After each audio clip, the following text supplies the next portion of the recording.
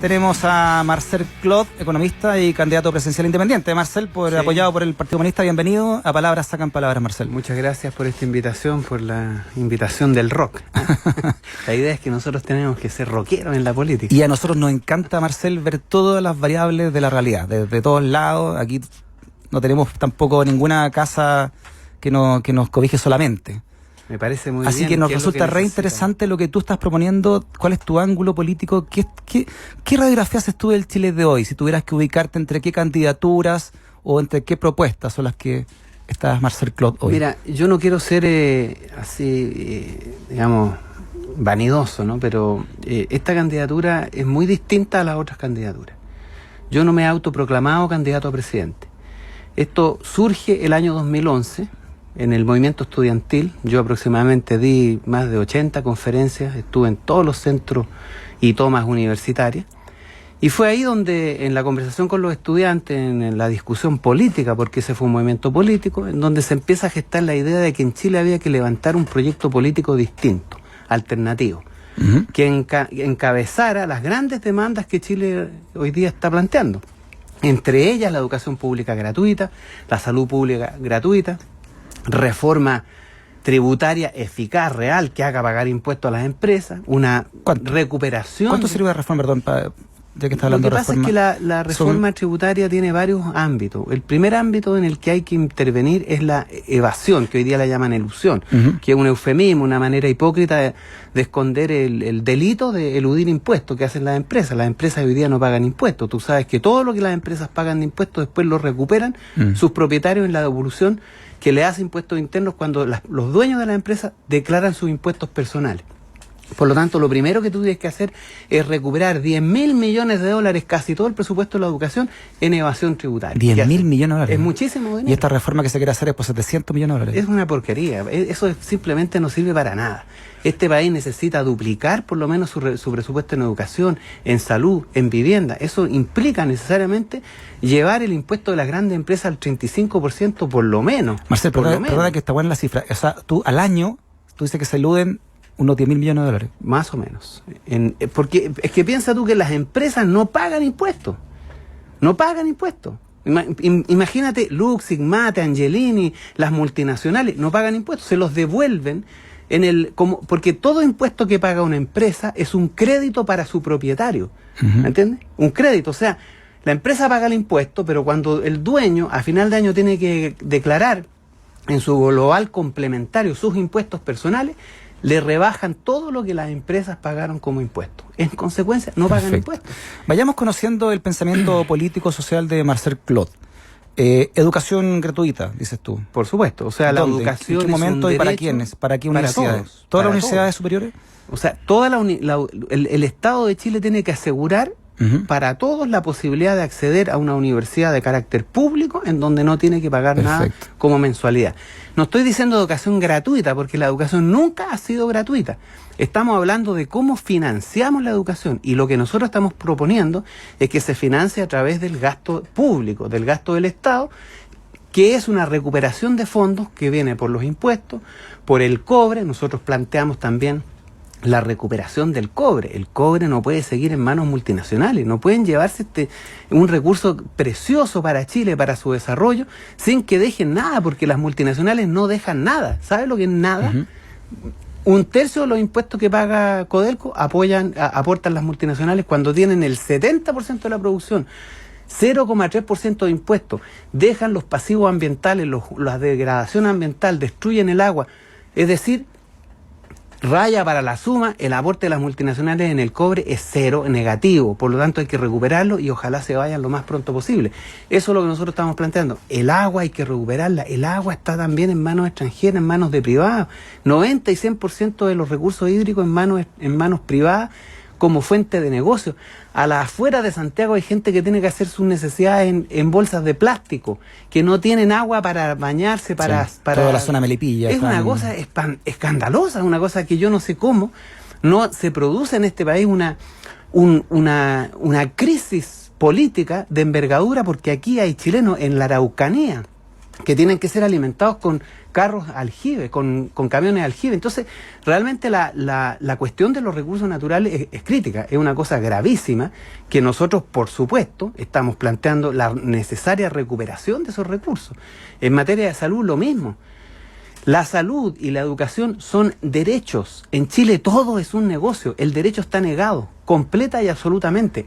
Nosotros estamos planteando un proyecto político de recuperación de derechos fundamentales, que están consagrados en la Declaración Universal de los Derechos Humanos, que son parte de la cultura, de la idiosincrasia judeo-cristiana, que están ahí desde siempre y que han sido conculcados en Chile desde hace 40 años.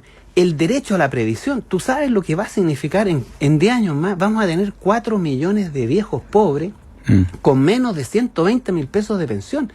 Eso es un descalabro social, es una cosa escandalosa, porque han llevado 30 años haciendo negocio con las pensiones. En realidad, fíjate tú, el dato es bien sintomático.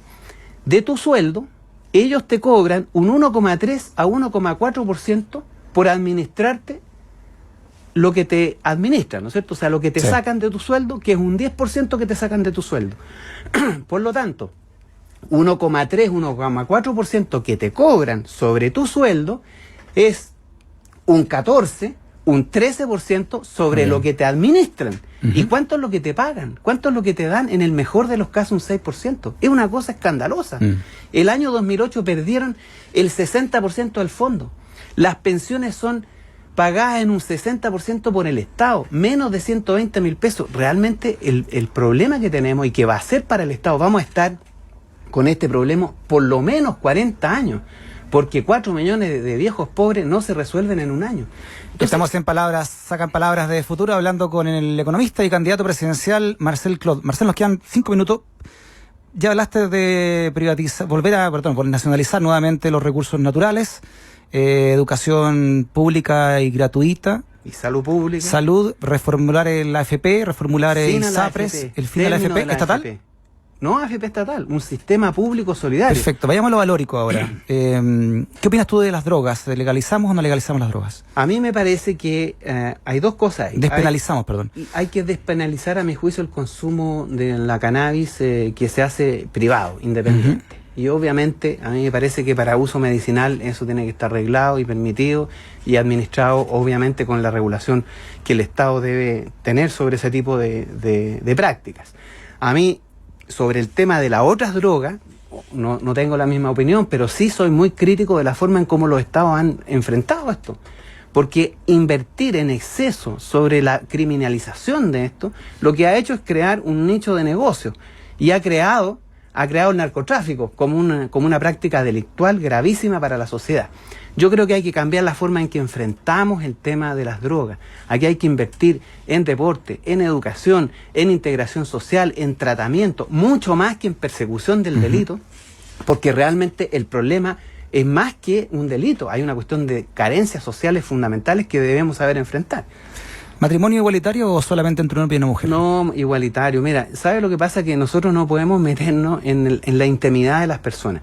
El matrimonio no es solamente una cuestión sexual, es también afecto, es cariño, es afecto, es tratarse bien, es cuidarse. Y eso nosotros no lo podemos impedir. Y además hay que tener presente que el matrimonio no es una relación, o sea, hay que separar lo que es la cosa legal de lo que es la cosa afectiva, la relación propiamente tal. Y el Estado le corresponde reglamentar los derechos de las personas. Y cuando hay una vinculación entre hombre o mujer, heterosexual o homosexual o de distinta naturaleza o características, el Estado tiene que reglar los derechos de las personas.